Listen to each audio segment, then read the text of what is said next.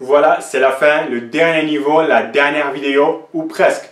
Car j'ai envie pour la semaine prochaine de faire une vidéo où je résume un peu tout. Il y aura questions-réponses, donc si vous avez des questions sur n'importe quel niveau de la pyramide, laissez-les en bas sur cette vidéo. Et puis pour ceux qui n'ont pas envie ou qui ne savent toujours pas faire leur propre programme, je vais aussi vous proposer un programme complet sur 3 mois. Mais aujourd'hui, le sujet de ce niveau et le dernier niveau, c'est le tempo.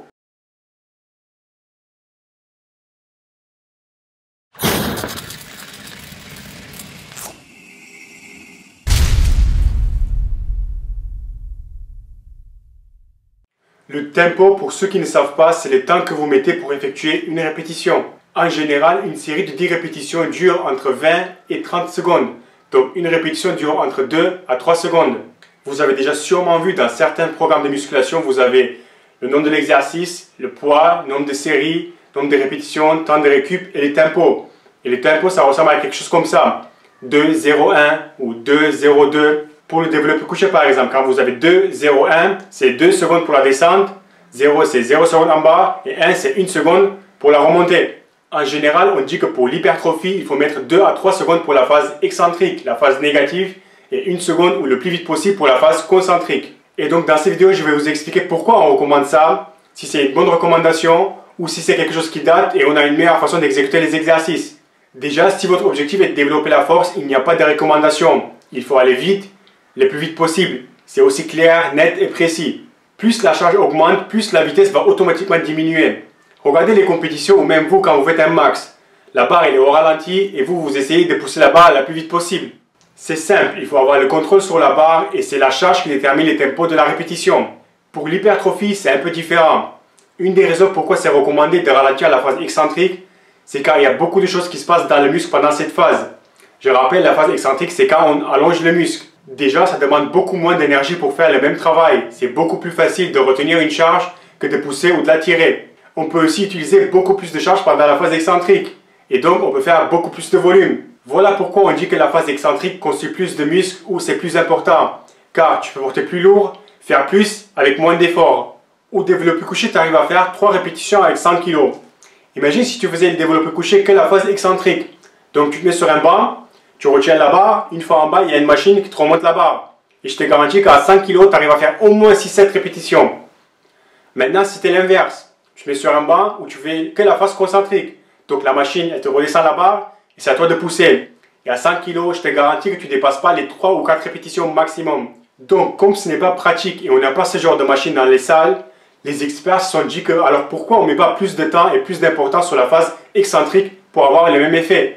Ils se sont dit que comme on peut faire 2 fois plus sur la phase excentrique que la phase concentrique, si on mettait 2 fois plus de temps sur la phase excentrique que la concentrique, ce sera tout équilibré. Donc on va passer 2-3 secondes sur la phase excentrique et 1 seconde sur la phase concentrique.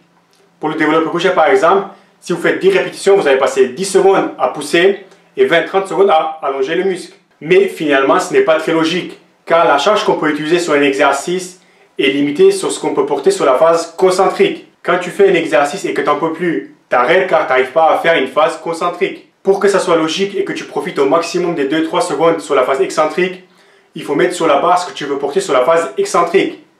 Mais ce n'est pas pratique à faire. Sur le développé couché par exemple, pour moi, j'arrive à faire 3 répétitions à 100 kg. Donc pour que ça soit logique, il faut que je mette 110 kg sur la barre, je décroche la barre, je descends 110 kg. Une fois en bas, il y a quelqu'un de chaque côté qui va m'enlever un disque de 5 kg. Donc en bas, j'ai la barre 100 kg. Je pousse 100 kg.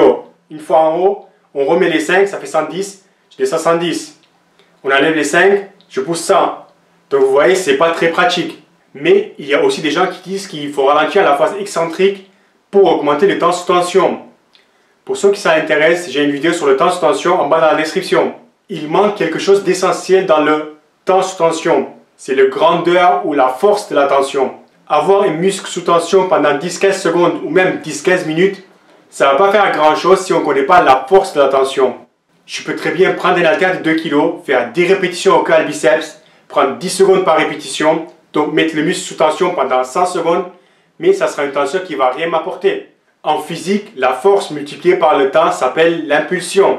En gros, l'impulsion, c'est le temps passé sous tension multiplié par la force de la tension. Voici une étude. 2 groupes d'individus et l'objectif est de faire le maximum de répétitions mais avec un tempo différent.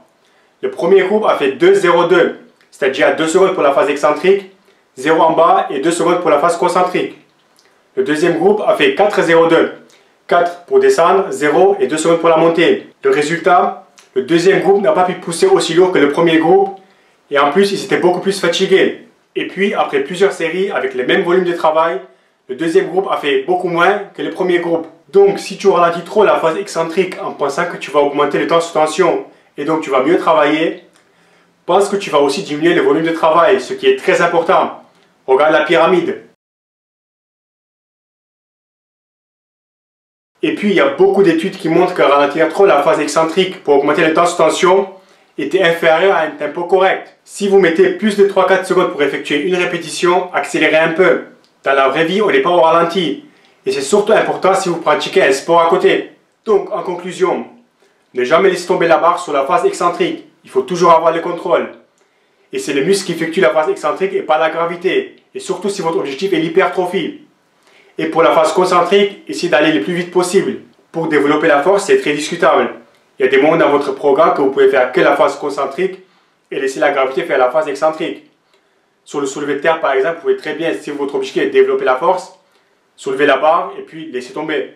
En gros, après tout ce blabla, ce que vous devez savoir sur le tempo, c'est que ne prenez pas trop la tête avec, ce n'est pas très important.